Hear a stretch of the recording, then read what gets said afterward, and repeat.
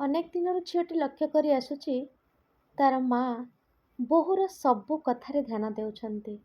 କ'ଣ ଖାଇବ, କେମିତି ଅଛି, କ୍ଳାନ୍ତ ହୋଇଛି କି ନାହିଁ, ତାକୁ କ'ଣ ଦରକାର ଅଛି, ସବୁ କଥାରେ ତାକୁ ସେ ପଚାରୁଛନ୍ତି ଆଉ ତାରି ଚିନ୍ତା ହିଁ ସବୁବେଳେ କରୁଛନ୍ତି। ଝିଅଟି ହସି ହସି ମା'କୁ କହିଲା, ମା, ମୁଁ ତୁମର ଝିଅ ନା ବୋହୂ? ତୁମେ ଏବେ ତାକୁ ହିଁ ଅଧିକା ଭଲ କାହିଁକି ପାଉଛ ଏତେ?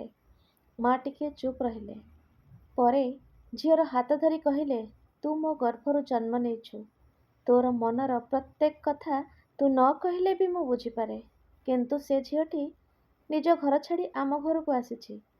ତା ମନରେ କେବେ ଯେମିତି ମୁଁ ପର ବୋଲି ଭାବନା ନ ଆସୁ, ସେଥିପାଇଁ ତାକୁ ଟିକେ ଅଧିକା ଆଦର କରେ। ଝିଅଟି ଆଖିରେ ଲୁହ ଆସିଗଲା ଆଉ କହିଲା, କଥାଟି ଠିକ୍ ମା, କିନ୍ତୁ ବେଳେବେଳେ ଭାବିଲେ ମୋତେ ଟିକେ ଦୁଃଖ ଲାଗୁଛି। ମା ଝିଅକୁ କୋଳେଇ ନେଇ କହିଲେ, ଦୁନିଆ ସାରା ତୋତେ ପର କରିଦେଲେ ବି ତୁ ମୋର ଝିଅ ହିଁ ରହିବୁ। ବୋହୂକୁ ମୁଁ ନିଜର କରୁଛି, କିନ୍ତୁ ତୋତେ ତ ମୁଁ କେବେ ପର ଭାବିନି ନା। ସେଦିନ ଝିଅଟି ବୁଝିଗଲା, ଯେଉଁ ସମ୍ପର୍କକୁ ଧରି ରଖିବାକୁ ପଡ଼େ ତାକୁ ଅଧିକ ଆଦର ମିଳେ, ଆଉ ଯେଉଁ ସମ୍ପର୍କ କେବେ ଭାଙ୍ଗେ ନାହିଁ ସେଥିରେ ନୀରବ ଭଲ ପାଇବା ହିଁ ଲୁଚି ରହେ। ଧନ୍ୟବାଦ।